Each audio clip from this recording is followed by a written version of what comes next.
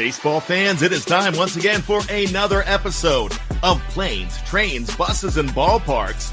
With over 50 years in professional baseball and making a multitude of fantastic relationships along the way, Frank Coppenbarger shares great stories with weekly guests from various areas inside of the game.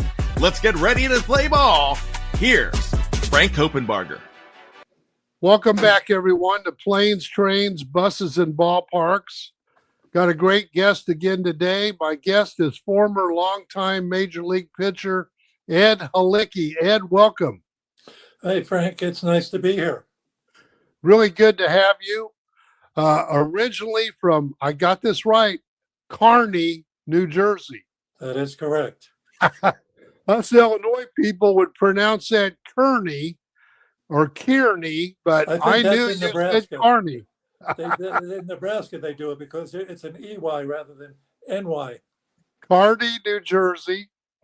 And want to talk about that. You were first drafted out of Kearney High School in the 38th round of the 1968 draft by the St. Louis Cardinals, but you chose not to sign, and instead you enrolled at what was then known as Monmouth College, now Monmouth University, where you were not only a student, but a star baseball and basketball player. And Big Ed at 6'7", pretty good height for a basketball guy. I want to talk to you about that. Were you on a baseball or a basketball scholarship? I was offered a basketball scholarship. They didn't have baseball scholarships, or were not offering baseball scholarships. I see. And part of the reason, I mean, baseball was what I always wanted to do since I was probably 5 years old. But Vietnam was going on, and I thought I might be too big a target, so I elected to go to college. Yeah, that's a good choice. Well, I can see why they offered you a basketball scholarship. What an incredible career. I did some reading on you. Amazing. You amassed 1,777 points and over 1,500 rebounds. And Ed, I got to ask you about this. And you have a still standing school record, 40 rebounds in a single game. You got to tell me about this. Yeah, we were on the road. I forget who we were playing. I just remember every ball came my way, but my shooting percentage was probably 10% because I'd throw a brick up and I'd get my own rebound 2 or 3 times before I make the basket. So, some of those rebounds were self-inflicted. 40 rebounds in one game. That's like about 3 weeks worth for a pretty good player. Yeah, that's I was outstanding. Surprised when they told me that after the game, but I just started looking. I just said, boy, I must have missed a lot of shots to get that many rebounds. So now, were freshmen eligible to play varsity basketball when you were in college? Yes. We were not allowed to dunk, though. Not allowed to dunk. That's right. I remember that for a while. For a freshman, we were allowed to play. I didn't play much. I came in with a very good team. So I was just filling in to get experience and learned a lot from predominantly a senior team my freshman year. Well, let's talk about your basketball career a little bit before we get into all the baseball stuff. So give me a couple memories. Obviously, 40 rebounds in one game is a pretty good memory. What else do you remember about your time playing on the Monmouth College, now Monmouth University basketball team? Well, first time I was ever on an airplane, we were in a tournament going up to Maine. I can't remember the town in Maine, but I do remember the first time on an airplane, which was pretty cool. And then we went into practice. We saw stars, practiced for an hour and a half, and came out, and there were 2 inches of snow on the ground. So It was kind of shocking. So talk about some of the teams you guys would have played back in those days. Any memorable nights you can remember? I can't say I remember much. Our schedule was for the most part local.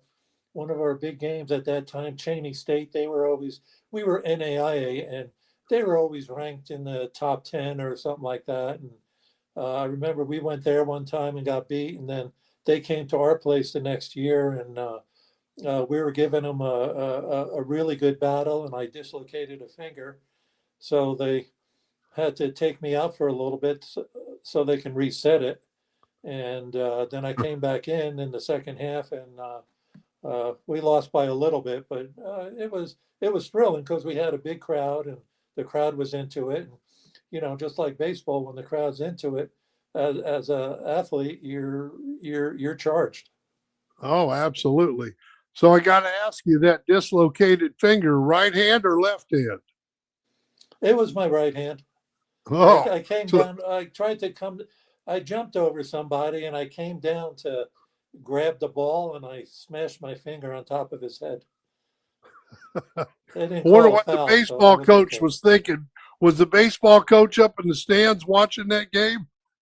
I doubt it. I doubt it. Uh, but baseball. Actually, the baseball coach, my uh, he turned out to be a graduate of Kearney High School, Oh, and how he about turned that? out to be my catcher my first year, and then the second year he became the head coach. Oh, wow. So he wasn't much older than you guys. No, no, no. We played on an open field, no fences. So if you hit something hard in the alley, it would run forever, and so would the Right. runner. Right. Exactly. Exactly. So you graduated in 72 and you were a 24th round pick of the San Francisco Giants. And I'm assuming you reported to Great Falls right out of the chute, correct? Well, they wanted me to go to Casa Grande, just to To the spring uh, training where site. they have Yeah. spring training and see who they drafted. And all they offered me was a plane ticket. And I said, no. When I got drafted by St. Louis, they offered me $15,000, and Right. I had dollar signs in my eyes. But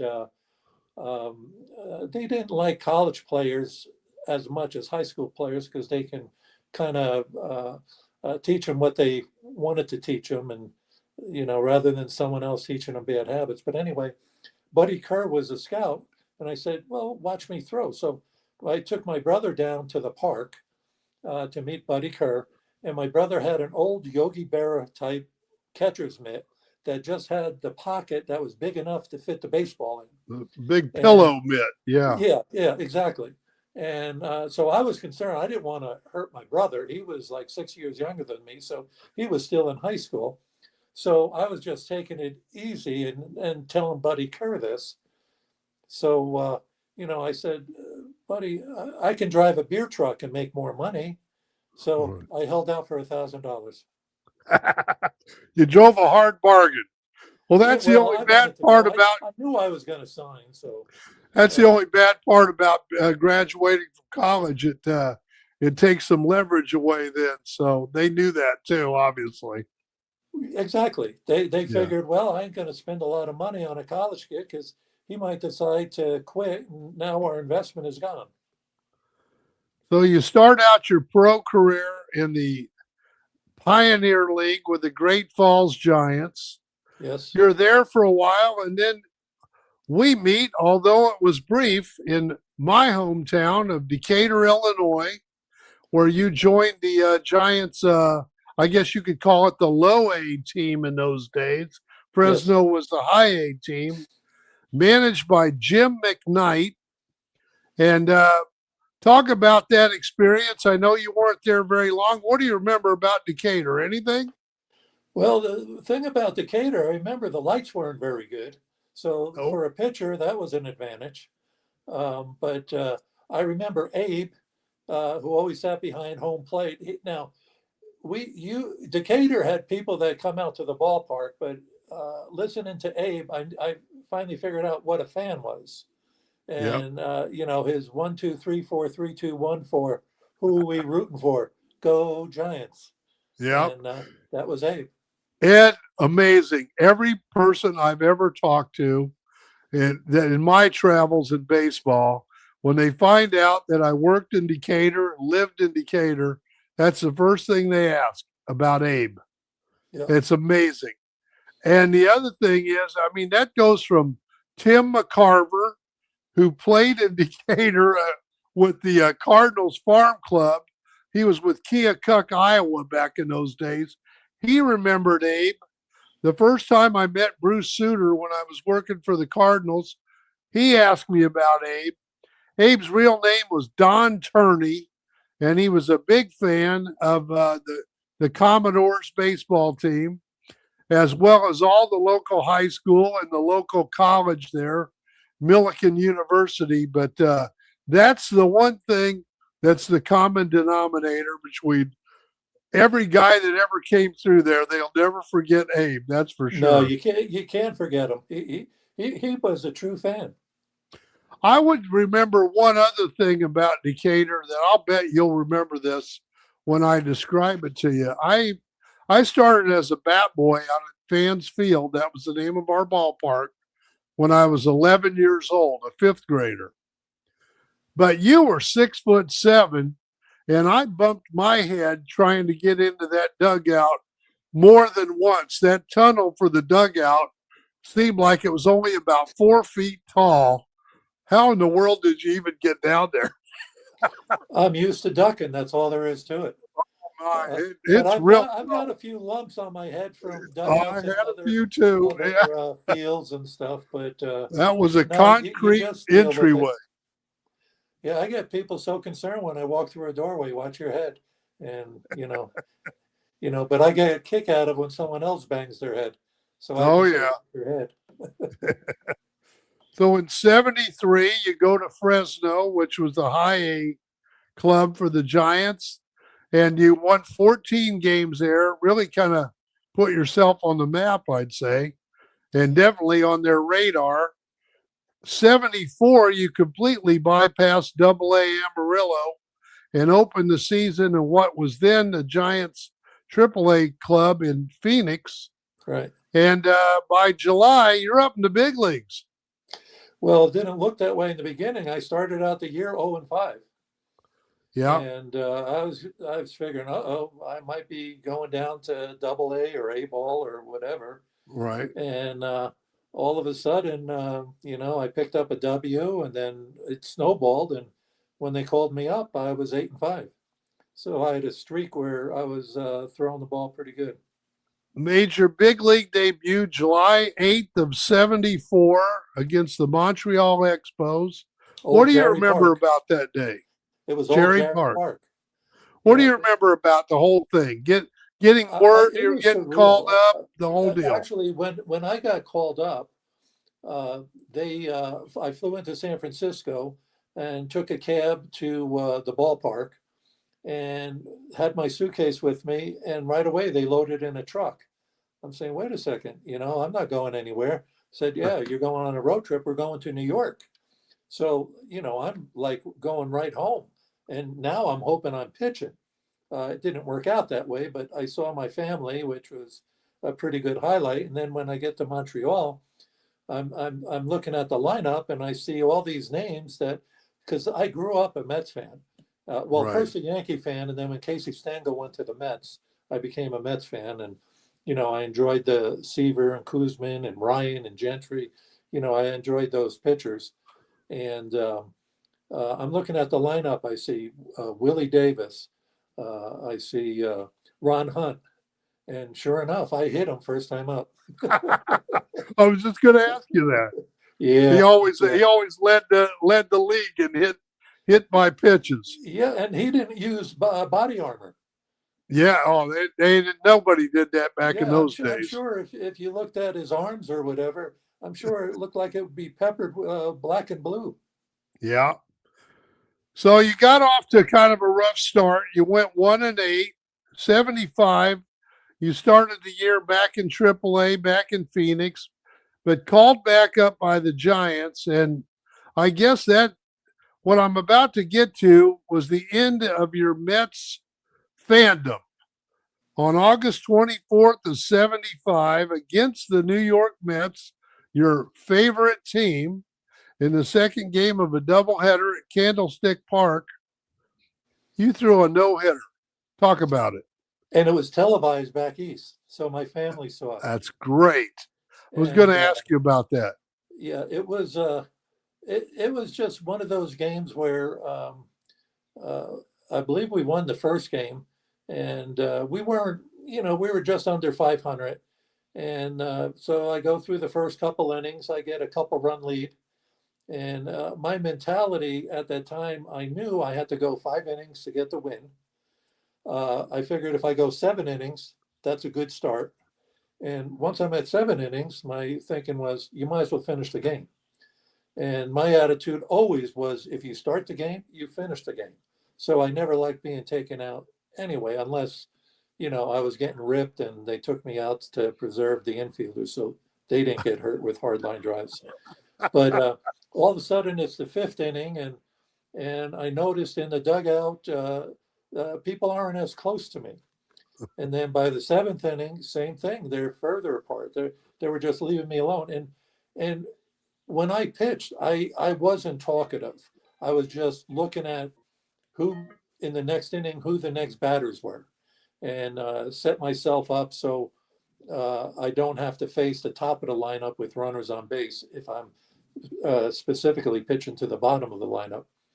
So then all of a sudden, it's in the 8th inning, and I get out, and I'm thinking, holy moly, 3 more outs, 1 more inning. And so I go out there. Now the fans are into it.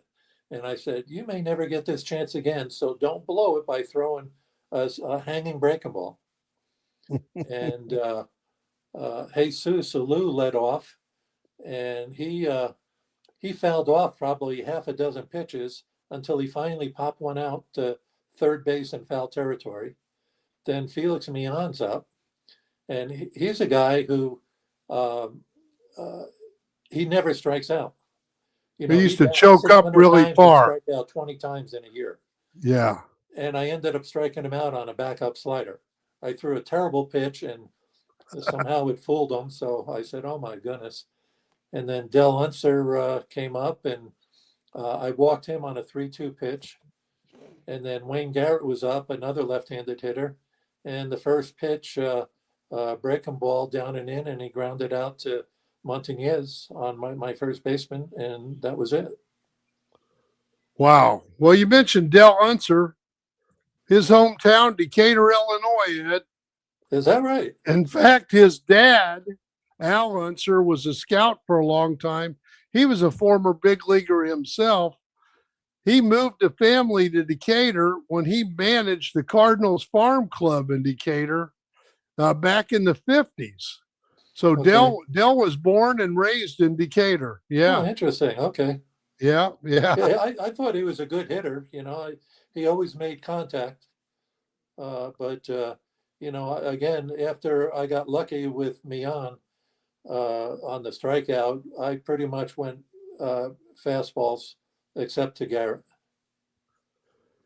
Well, your no-hitter was the last Giants no-hitter at Candlestick Park, and the last Giants no-hitter for 34 years. That's pretty special. And on AstroTurf. And on AstroTurf, even more special. I thought so, but because those balls were, ground balls go through those holes pretty fast. So, but to me, with a no-hitter, I felt I've pitched better games, but sometimes they hit the ball at people, and sometimes they don't.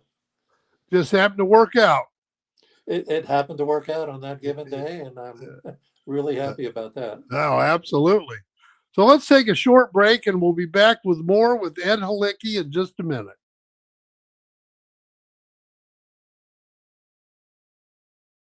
All right, we're back with Ed Halicki. And Ed, we're talking about your big league career. We just recalled some of the great moments from your no-hitter against your boyhood team, the New York Mets. Of course, when you're getting paid by the Giants, you can't be a Met fan anymore. So you had to put them away. Right. No.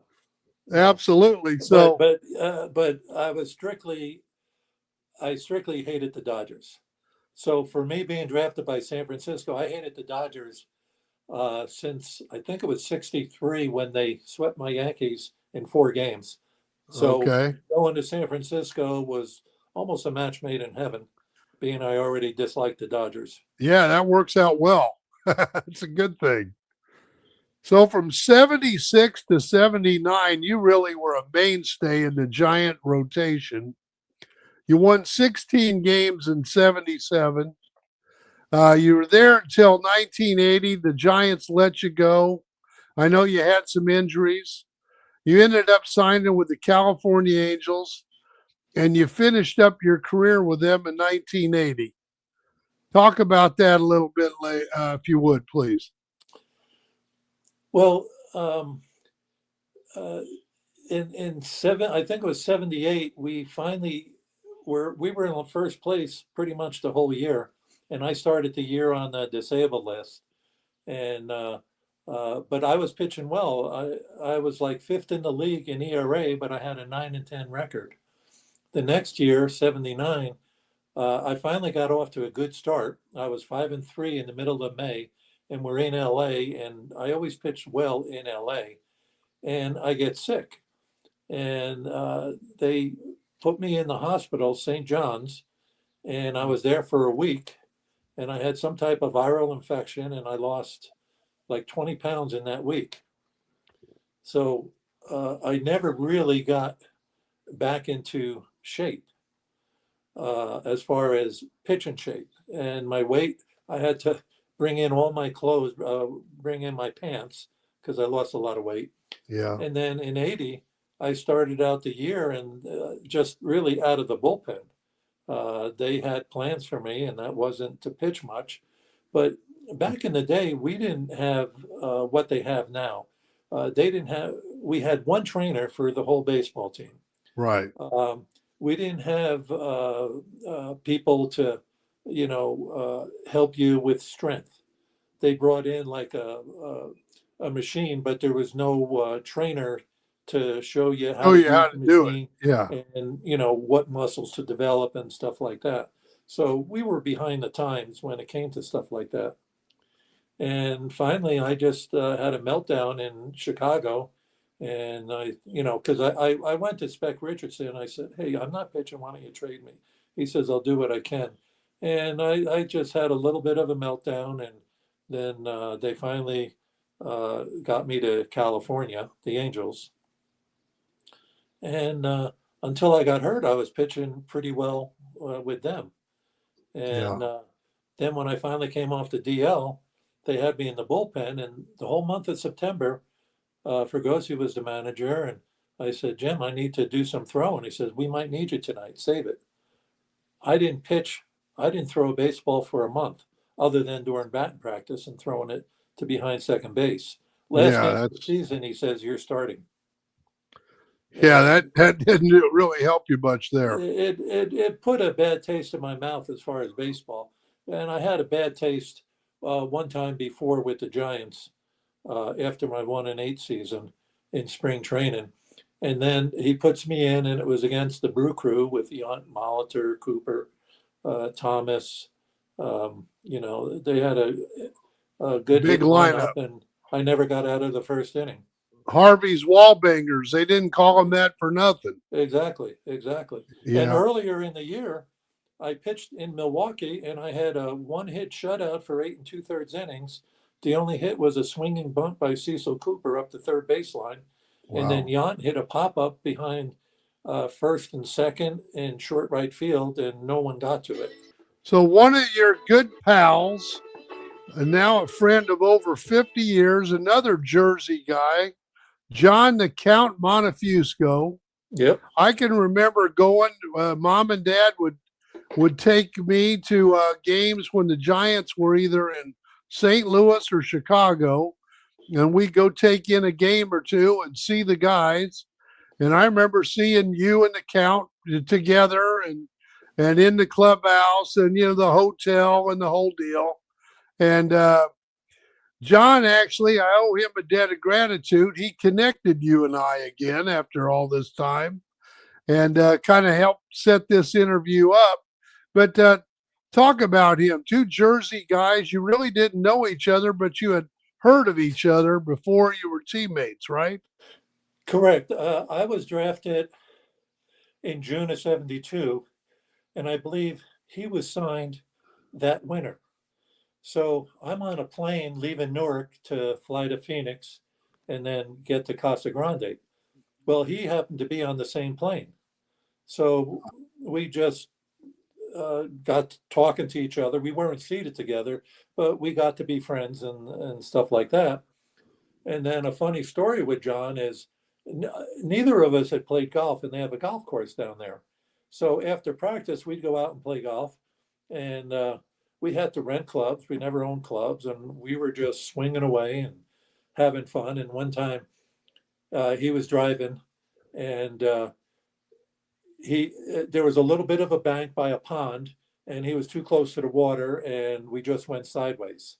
Oh, And so half the cart was in the pond.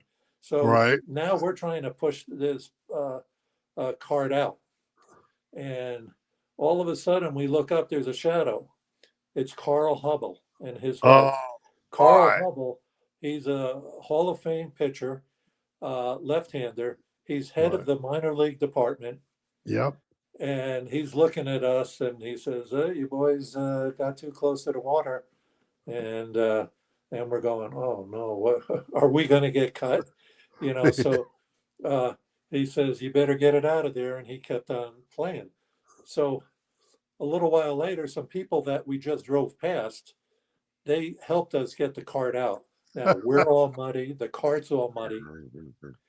And we finally get back. We just jumped around to get away from everybody, so we didn't embarrass ourselves. Which I guess we're past the point of embarrassment. And the cart's all muddy, and the head pro's out there, and say, "Hey, everything's fine." And he says, "You guys, no more golf here anymore." So they threw us off the course. Yeah. But we were out the next day. But we didn't join anybody till the second hole. Wow. How did you, when you were renting clubs, how did you find clubs long enough for you? I didn't know they were supposed to be longer. So you were, yeah. We were amateur would probably be a better word than what we were. We were terrible golfers, but we had fun. We always had fun with what we did. But, we kind of told each other, said, boy, if this will probably get back to the Giants. So, we better pitch our butts off so they don't cut us for being stupid. Well, you both did. That's the thing. What, be stupid? No, pitch your butts off. He was driving, so it's his fault. Yeah, there you go. Well, yeah, he just had a birthday a couple days ago on the 25th. So he's 76 years old now. Yeah. Hard to believe that any of us are that age. I just turned 70 myself. So that little bat boy that was running around the clubhouse is a 70-year-old. Been a long time. Yeah. Well, age catches up to you, but John and I talk, and we'll rehash some laughs that we've had. Some we can talk about, some we can't. Right. But it's John and I. We just had a friendship that lasted for a while, and although we're 3,000 miles apart, we'll speak to each other periodically and talk. And last year I saw him at Monmouth Park. I was visiting family, and so gave him a call and got together. That's great. Well, all those years later, that's the great thing about baseball. It's a good fraternity, and people tend to stay in touch. And even if it's been years and years, it's like you pick up the conversation like you just saw them last week. Well, and sometimes when you talk about a particular game or event or something like that, it's and I don't know if it's old age, but sometimes I'll talk about, like when I was talking about the no-hitter. I knew, I could rattle those batters off and the pitches I threw and stuff like that, which sometimes I scratch my head. How could I do that? And then, I can't remember something I did 10 minutes ago. I understand. I understand. Well, Ed, I really appreciate you joining us. This has been great. So appreciate you catching up with me and our show. And thanks so much to John the Count Montefiusco for connecting us. And our next show for us will be a rescheduled show from last week featuring Jeremiah Yolkett. He's the Senior Vice President for Major League Baseball, in charge of global operations and events. We'll talk about all things for the All-Star Game and all the international tours and the special event games like the Field of Dreams and Rickwood Field and the Little League Classic. He's got a fascinating job, and he's going to share it all with us. So, Ed, thanks again, and we will see you all next week. Please like, follow, and subscribe to our show and the Believe Podcast Network. Thanks again, everyone. Okay. Thanks, Frank. Enjoyed it. You have a great day. You too. Thank you for listening to another episode of Planes, Trains, Buses, and Ballparks with Frank Coppenbarger.